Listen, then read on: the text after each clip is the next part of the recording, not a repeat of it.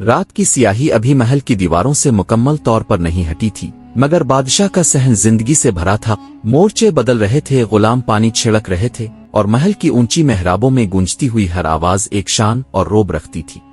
بادشاہ سحر کے وقت اکثر اپنے خاص صحن میں بیٹھا کرتا تھا۔ آج بھی وہ سنہری کرسی پر نیم دراز بیٹھا تھا، ہاتھ میں ایک نایاب کتاب جس میں حکمرانوں کے لیے لکھی گئی قدیم نصیحتیں تھیں۔ بادشاہ نے کتاب بند کی، ایک لمبا سانس لیا اور اپنے مشیروں کی طرف دیکھ کر بولا، خدا گواہ ہے، مجھے یوں لگتا ہے کہ میری تقدیر سے بڑھ کر کسی کی تقدیر اچھی نہیں۔ نہ فکر، نہ غم، نہ کوئی بوجھ، دنیا میں مجھ جیسا خوش بخت کوئی نہیں۔ اس کی آواز بلند تھی، ایسی کہ محل کے دروازے سے لے کر باہر تک سنائی دے جائے۔ ملکہ فریحہ نے مسکرا کر اس کی طرف دیکھا۔ جہاں روز رزق خود چل کر آتا ہو اور وفادار وزیر موجود ہوں، وہاں غم بھلا ہوتا بھی کس کو ہے؟ بادشاہ کی چھوٹی بیٹی ماہین، جو صرف 6 سال کی تھی، دوڑتی آئی، اس کی گودی میں بیٹھی اور بولی، کیا سچ میں آپ کو کوئی فکر نہیں؟ بالکل بھی نہیں، بادشاہ نے اس کے ماتھے کو چوم کر کہا، میرے پاس تم ہو، تمہاری ماں ہے، ایک مضبوط سلطنت ہے، پھر غم کیسا؟ یہ گفتگو ابھی جاری تھی کہ باہر سے ایک ٹوٹی ہوئی زخمی بھاری آواز آئی، اے وقت کے بادشاہ، اگر تجھے کسی غم کی فکر نہیں تو کیا میرا غم بھی غم نہیں، جو تیرے ہی دیس میں ننگا بھوکا اور بے سہارا گھوم رہا ہے؟ محل میں سناٹا چھا گیا۔ محافظ فوراً محل کے دروازے کی طرف لپکے۔ وزیر نے چونک کر کہا، یہ آواز کوئی عام سائل کی نہیں۔ بادشاہ نے حکم دیا، اسے اندر لایا جائے۔ چند لمحوں بعد 2 سپاہی ایک ننگ دھڑنگ نحیف مٹی میں لت پت فقیر کو ہاتھ پکڑ کر لائے۔ فقیر کی آنکھوں میں ایسی جلن تھی جیسے بے بسی کا حساب ان آنکھوں میں محفوظ ہو۔ بادشاہ نے بغور اسے دیکھا اور پوچھا، تو میرا غم مجھ سے پوچھتا ہے؟ تجھے کیا چاہیے؟ بول۔ فقیر نے ہلکی سی تنزیہ ہنس کر کہا، بادشاہ سلامت، جس کے پاس دامن ہی نہ ہو وہ بھیک کس طرح لے، اور جس کے پاس امید نہ ہو وہ زندگی کس طرح لے؟ بادشاہ نے کہا، سائیں جی، ہم آپ کو اشرفیاں دیتے ہیں، اپنی حالت سدھار لو۔ فقیر نے آہستہ سے کہا، میں دامن نہیں رکھتا، کپڑے پھٹے ہوئے ہیں، دامن ہو تو پھیلاؤں۔ ملکہ آگے بڑھ آئی، بادشاہ سلامت، فقط رقم نہیں، اسے لباس بھی عنایت کریں۔ وزیر نے فوراً حکم ملتے ہی بہترین ریشمی لباس، پگڑی، جوتے اور ایک بھاری تھیلی لا کر فقیر کے قدموں میں رکھ دی۔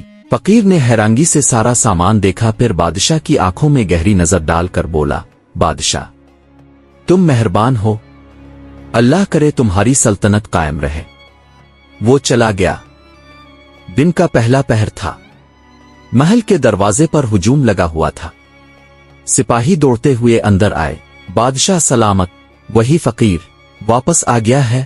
بادشاہ نے حیرت سے کہا، واپس؟ اتنی جلدی؟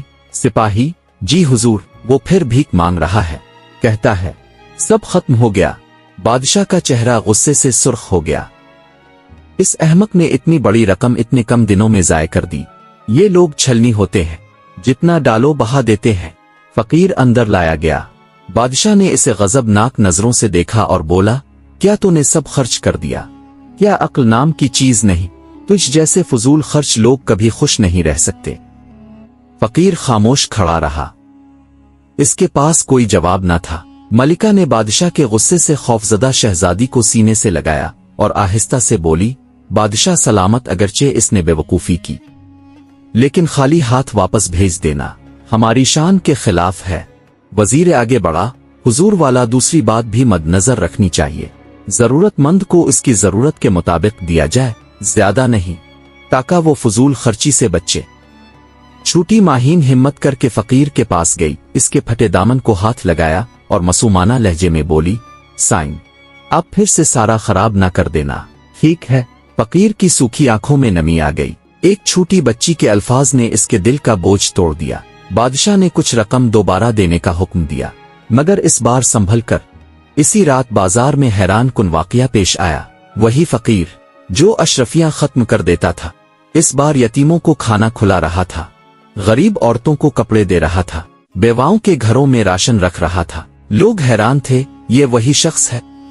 یہ اچانک بدل کیسے گیا؟ خبر بادشاہ تک پہنچی۔ وہ حیرت میں ڈوبا ہوا وزیر سے بولا، یہ کیسے ممکن ہے جو اپنے اوپر خرچ نہ روک سکا؟ वो दूसरों की मदद कैसे करने लगा। वजीर समझदारी से मुस्कुराया, हुजूर, कभी कभी एक लफ्ज, एक आंसू, एक एहसास उम्र भर की गलती बदल देता है। मलिका ने कहा, अब फिर किसी मासूम बच्ची की नसीहत दिल में गहरे नकूश छोड़ गई हो। बादशाह की नजर अपनी छोटी बेटी पर पड़ी। शहजादी माहीन खामोश बैठी थी, मगर उसके मासूम चेहरे में एक खास सुकून था। बादशाह ने फौरन हुक्म दिया, अभी फकीर को महल में बुलाया जाए।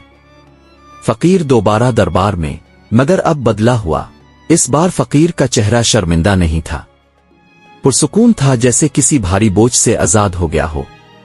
बादशाह ने पूछा, बताओ, तुमने वो रकम दूसरों पर क्यों खर्च की?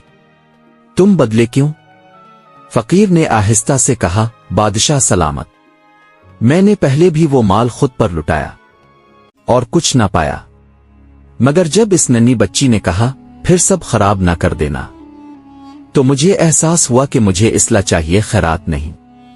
जो कुछ मिला बांट दिया, और बादशाह सलामत। मुझे ऐसी वो राहत मिली जो अशरफियों से कभी ना मिली थी। बादशाह खामोश हो गया। मलिका की आंखें नम हुईं और शहजादी फखर से मुस्करा दी। बादशाह ने खड़े होकर कहा, कहानी का असल सबक मुझे आज समझ में आया। कभी कभी देने से पहले हमें अक्ल देनी चाहिए और लेने वाले को शुक्र, और दोनों को इंसाफ और दरमियानी रास्ता। बादशाह ने फकीर को इज्जत के साथ एक जिम्मेदारी सौंप दी, आज से तुम मेरे महल के रस्मी खैराती निगहबान हो। तुम्हारे हाथ में जाने वाला माल सीधा साइल तक पहुंचेगा, लेकिन इतना ही जितना इसके लिए बेहतर हो, ज्यादा नहीं, कम नहीं। फकीर का दिल भर आया। इसने शहजादी के कदम छुए और बोला, मुझे खैरात नहीं, राह दुखाने वाला चाहिए था, वो मुझे ये बच्ची ने दे दिया। महल में एक नए दौर की शुरुआत हो गई और फकीर ने साबित किया कि गलती इंसान को गिराती नहीं, अगर वो सीख ले